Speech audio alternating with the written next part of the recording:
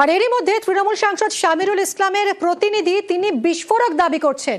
তিনি বলছেন বাংলাদেশি তকমায় কয়েকশোকে সীমান্ত পার করানো হয়েছে এবং এখনো পদ্মা পাড়ে আটকে রয়েছেন কমপক্ষে 800 জন। সোনালীদের ফেরাতে গত 44 দিন বাংলাদেশে রয়েছেন মফিজুল শেখ। সাংসদ শামিরুল ইসলামের হয়ে বাংলাদেশে আইনি লড়াই লড়ছেন এই মফিজুল। সোনালী এবং তার ছেলে ফিরতেই বিস্ফোরক সাংসদের এই প্রতিনিধি। গত 7 মাসে 800 জন বাংলার বাসিন্দাকে সীমান্ত পার করা হয়েছে বলে অভিযোগ। বিস্ফোরকে অভিযোগ সাংসদের প্রতিনিধি মফিজুল শেখের। গ্রেফতারের পর দিল্লি থেকে বিমানে অসমে সোনালী সহ 6 রাতে বাংলাদেশের কুড়িগ্রাম সীমান্ত দিয়ে ওপারে সোনালীরা। বাংলাদেশে অনুপ্রবেশকারী হিসেবে সোনালীদের গ্রেফতার করা হয় এবং এখনো কয়েকশো বাংলার বাসিন্দা বাংলাদেশে আটকে থাকার দাবি, বিস্ফোরক দাবি তৃণমূল সাংসদ শামিরুল ইসলামের প্রতিনিধির। এই লড়াইটা কঠিন লড়াই। যে বাংলা কথা বলার অপরাধে দিল্লি পুলিশ বাংলাদেশের সন্দেহে ধরে নিয়েছে বাংলাদেশে কুড়িগ্রাম সীমান্ত দিয়ে রাতের অন্ধকারে পুষব্যাক করে। আমি গত 44 দিন কাটিয়েছি বাংলাদেশে। 101 দিন পরে তাদের জামিন করেছি। অসহায় গরিব মানুষেরা এরা কাজ করে কোন রকম খায়। কতজন আছে বাংলাদেশে?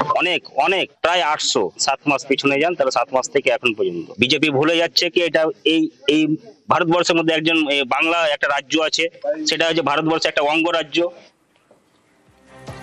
দেশে ফিরলেন সোনালী খাতুন। তবে এই যে বাংলা বলায় বাংলাদেশি তকমা দিয়ে জোর করে বাংলাদেশে পাঠিয়ে দেওয়া, তাই নিয়ে তরজা চলছে।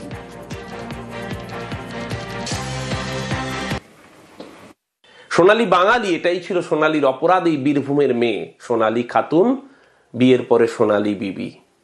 তার জন্য যারা বাংলাদেশের জেলে এতদিন সোনালীকে তার নারেক নাবালক পুত্র সহ পচতে বাধ্য করলো, বাঙালি প্রতিটা হিসেবের বদলা আগামী 2026-এ তো নেবেই।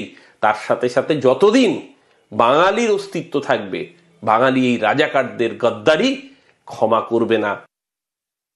হাজার হাজার সোনালী খাতুন চলে যান গুড়গাঁওয়ে, চলে যান নয়ডায়, রিনামিনা ডিগা, সোনামনারা সব হাবিস, কেউ নেই। শুধু এসআইআর ওখানে চলছে, ওরা এখান থেকে চলে যাচ্ছে কেন? একটা সোনালী খাতুনকে সামনে রেখে লক্ষ লক্ষ সোনালী খাতুনকে পশ্চিমবঙ্গে ঢুকিয়ে রাখা হয়েছে, ভোটার লিস্টে তাদের নাম তুলে দেওয়া হয়েছে, সারা ভারতবর্ষে তাদের ছড়িয়ে দেওয়ার ব্যবস্থা হয়েছে। কিন্তু ভারতবর্ষের মানুষ তার দেশের আভ্যন্তরীণ নিরাপত্তাকে সুনিশ্চিত করবার জন্য আজকে সংঘবদ্ধ হচ্ছে।